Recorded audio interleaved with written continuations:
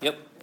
All right, for day 7, I just want to remind you of what we looked at earlier, the different types of data, scales of measurement, nominal or categorical you could call it, ordinal, interval, and ratio. The reason why I'm reminding you of this is because what we're doing here, statistically, we're going to look at what's called correlation, okay? I want to introduce this idea, though, by pointing out a couple of different types of tests that you can do statistically, in part just so you're aware of them, and also in part because just because it's not in our curriculum, any of these tests would be viable options if you wanted to do statistics for your IA. Okay, so I'm just going to kind of mention what they can do, what you can do with these, and so forth. All right, there are correlations and differences that you can test. All right, now, for a correlation, you want to show statistically significant relationships. All right, we want to determine, is there a relationship between two variables? Now, we could do this in a couple different ways. And in this sense, I'm using correlation in a very, very broad sense. Because technically speaking, the chi-squared test does not test correlation as we'll define it more specifically here in a moment. Okay?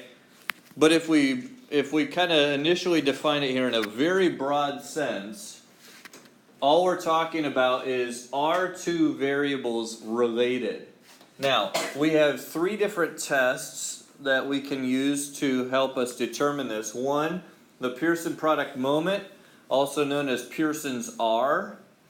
That's the one we're actually going to do in this class. So we're going to learn how to do it by hand. We're going to learn how to do it on your calculator. Okay?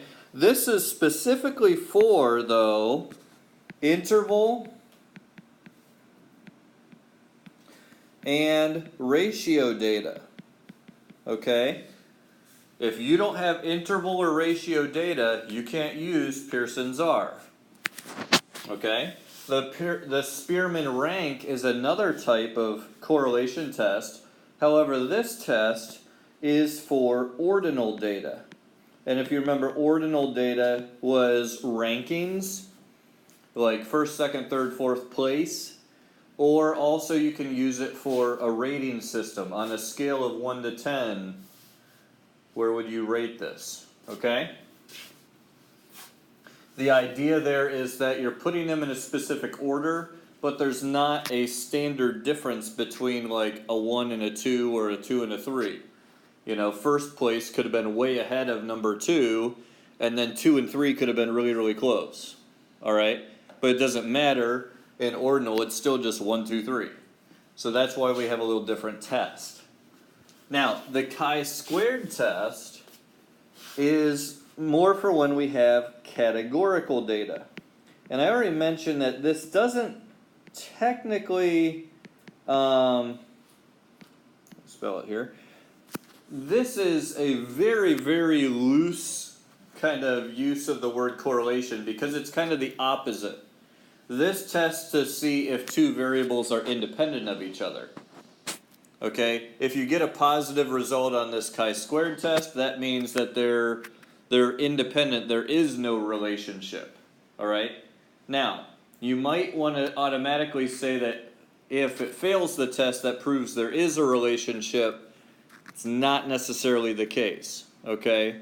So this one is a little bit iffy as far as whether it qualifies as a correlation test. We throw it in there just for kicks. All right. Now, difference testing. This is particularly useful when you're using a sample. When you have 2 things and you want to see, okay, I have a sample here and a sample here. Is there a significant difference in the results for my 2 samples? That's where you can use a t-test. T-tests for dependent samples are when you have like a cause and effect. Like, did getting more hours of sleep help my test scores? So you have students take a test after not getting much sleep at all. You know, maybe everyone gets like 4 hours of sleep, and you give them a test. And then later on, you have them sleep 8 hours one night and give them a test. And you see, is there a significant difference in the test scores? Okay, that's something you could do with a t-test for dependent samples. Independent would be like you did the same experiment but with two different classes of kids. Okay, the dependent samples, you have the same kids, so you could pair this data point to this data point and so on. If I had two different classes, just both of them had like 20 people in them, and this class I said, okay, I only get 4 hours of sleep, and this class you guys make sure you get 8 hours of sleep, and then compared them, I still could do a difference test here with the t-test. It would just be independent samples.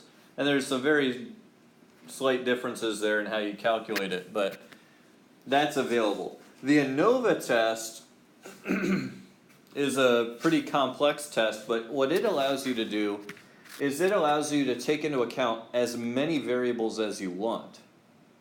It's actually really cool. You can even throw in variables like male, female, and just make it a value of 0 or 1. You could do all kinds of stuff with the ANOVA test. It's really a powerful thing. Yeah. So it'd be one where you're not really like, it's not really like a rank, it's just the different numbers just represent different things. So they're not necessarily in any order. Kinda. And really you would only do it when there's like an either or.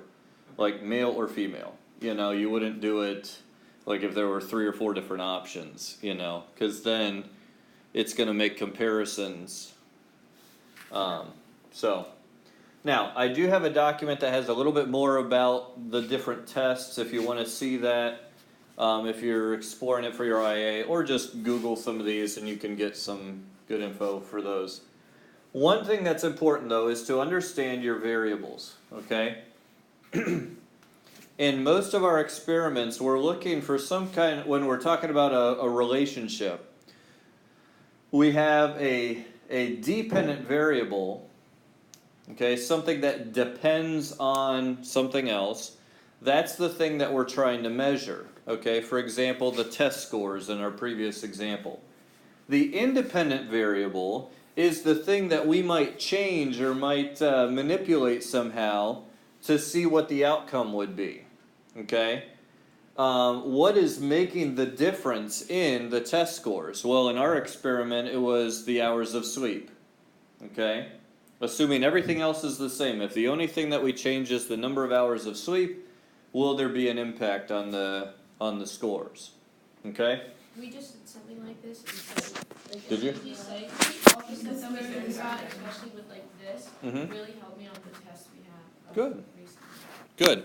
There is a lot of statistics in psychology. So, I mean, yeah, you run into that a lot. Like we were talking about central tendency, and I was like, this. Good, good. All right, now, let's define correlation a little bit more specifically, okay, and then start looking at the values it can take and explaining it a little bit better here. Okay, correlation refers to a relationship or association between two variables. Okay, it's very, very important that you understand this and keep this in mind. Correlation will not determine any kind of a cause and effect relation. That is one very, very common misuse of correlation tests. They try to then say, okay, well, this causes this. Now, is it likely that that might be a cause? Sure, especially if you have a very, very strong correlation. But the test is not going to tell you that. Okay? The test simply says, yes, there is a relationship. So, let's talk about what we're really doing here. We're using a thing called least squares regression or linear regression, okay? Now, there are a lot of different kinds of regression depending on what your data looks like, okay? we are going to be focusing on linear regression. Okay? You could have data that kind of follows, it kind of follows a pattern, you know, kind of like that. And that kind of looks like a different function, right? That we could say would be a like a quadratic regression. Okay? Or maybe you have a bunch of data and it starts going like this. Okay? That kind of looks like an exponential. Okay? So there are different types of regression. Honestly, if you ever run into those, you're better off just using technology. Okay? But we use linear regression because it's relatively simple and it helps us better understand what that technology is doing in the other types of regression. Okay? So let's look at this. We have the independent variable along the x-axis. X is typically our independent variable. The y-axis is our dependent variable. Okay? The one thing we always want to do is make sure that we always look at a scatter plot of the data first. If you are doing a correlation, don't ever jump into it without looking at a scatter plot first. Okay? Because it should at least look as though there is some sort of a linear pattern to it. Okay? It is actually possible to have data where, say, you know, it's something like this. And the numbers will come out to where it's almost a perfect linear correlation. But obviously, look, I mean, it's jumping back and forth, back and forth, back and forth. We almost have two lines going here. That's going to be misleading. Now, is there a linear trend here? Yes. But the numbers can actually indicate a much stronger than there actually is. You can actually even have, you know, data all over the place, you know, and end up with numbers saying, yeah, there's some kind of a linear trend here when there's actually not. So always look at data first. If you look at it and there is no linear trend, stop. Because the test is not going to be valid here. Okay?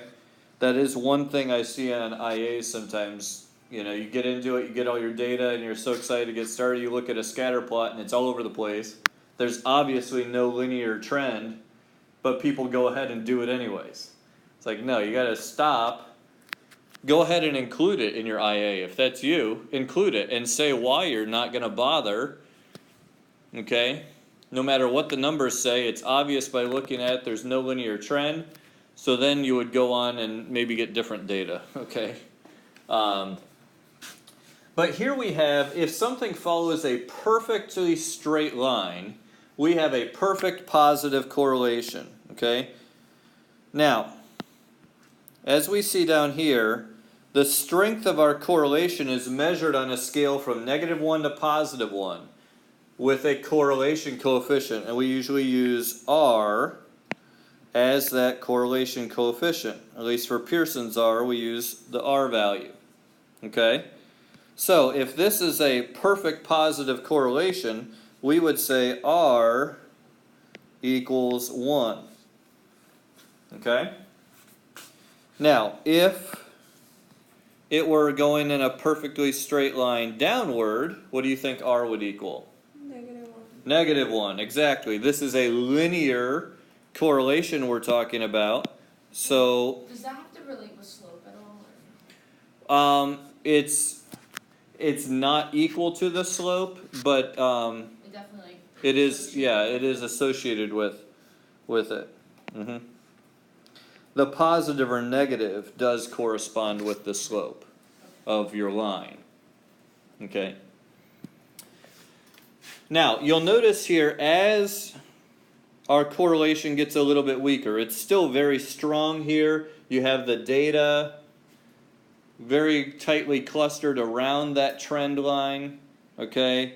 Here it's getting a little bit weaker. You've got more data that's kind of extended out away from it. Okay. We would call that a moderate or maybe even a weak positive correlation. And then here's what I was talking about. If you look at data like this, it's all over the place. There is no pattern, no trend. You could say there's no correlation. Now, you're not likely to ever get R exactly equal to 0, but R is really, really, really close to 0. Okay? So for like moderate, it will be also R equals 1? No. R is going to be really close to 0 when you've got a situation like this. Okay? Here, for moderate, you know, your R might be like, you know, a 0.1 to maybe like a 0.5 or something like that. For strong, it might be like a 0.6 to a 0.9 or something like that. There's no set boundaries. We're going to tell how to determine significance tomorrow. But yeah, the values between 0 and 1 or 0 and negative 1, the closer to 0 it is, the weaker the relationship. The closer to 1 or negative 1 it is, the stronger the correlation is. Okay? And guys, understand that a negative correlation doesn't mean bad. It just means as our independent variable increases, our dependent variable is decreasing. So it's just like this. For example, if we wanted to look at hours of exercise and your weight, okay? Theoretically, the higher the number of hours of exercise, our independent variable, the lower your weight will come. So that would give us a negative relationship, okay? Which would be a good thing, okay? So, I mean, negative doesn't mean bad. It just means what is the dependent variable doing as your independent variable is increasing, okay? Now, there are outliers, okay? They're isolated points. They don't follow the trend.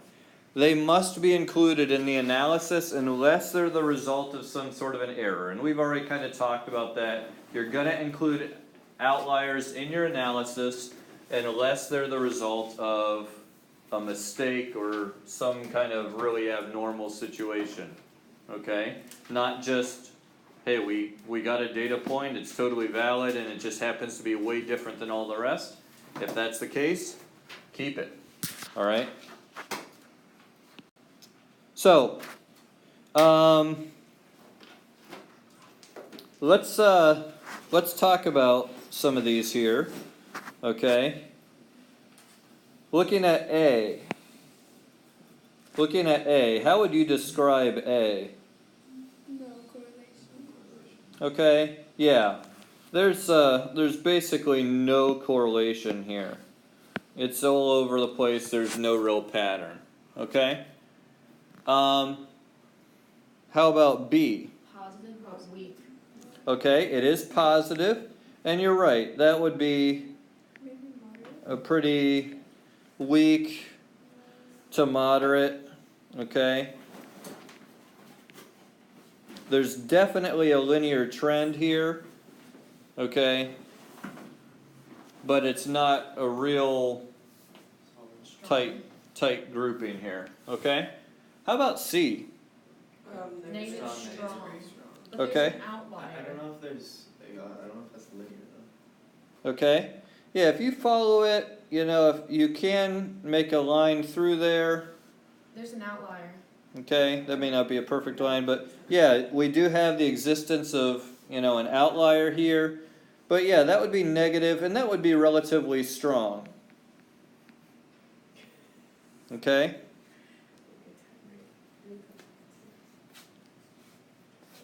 The next one would be positive. How about Strong. D? Be moderate. Positive. Yeah, that one would, I mean, we're using kind of generic terms, moderate to strong, you know. It's stronger, it's definitely stronger than B is, right? Absolutely. Okay, so stronger. But what, can we just pick one? Like it's Yeah, you can pick one. We're just kind of getting the idea. We wanna make sure that we have an idea of what's going on here. Okay. How about E? Extremely strong outlier. Okay, good. There's an outlier. Do we It's have to negative. mention the outlier? Well, that's something as you analyze your data, you would talk about the outlier, maybe where it came from or why. And maybe if you wanted to, you could rerun the numbers just to see if, hey, if we threw out the outlier, what would the results be? Is there much of a difference? That sort of thing. But yeah, this one is very strong. Okay. And how about F? Weak, but positive. Yeah, I think weak is a good description for that one. It is positive. It's pretty weak. Okay. So good. So that's kind of the idea of what we want to do with these is just by looking at it, this would be step one if you were analyzing data. Get your scatter plot, come up with an idea of what it ought to be, okay, and then proceed if necessary, okay, or if it would make sense. Like on A, you wouldn't even bother going on with part A, okay. Also, the scatter plot can help you see if there is one of those other patterns. Maybe an exponential regression would be better. Like for F, maybe an exponential would be a little bit better of a regression to use for that one. Okay? So, alrighty. We'll see you guys. Have a great day.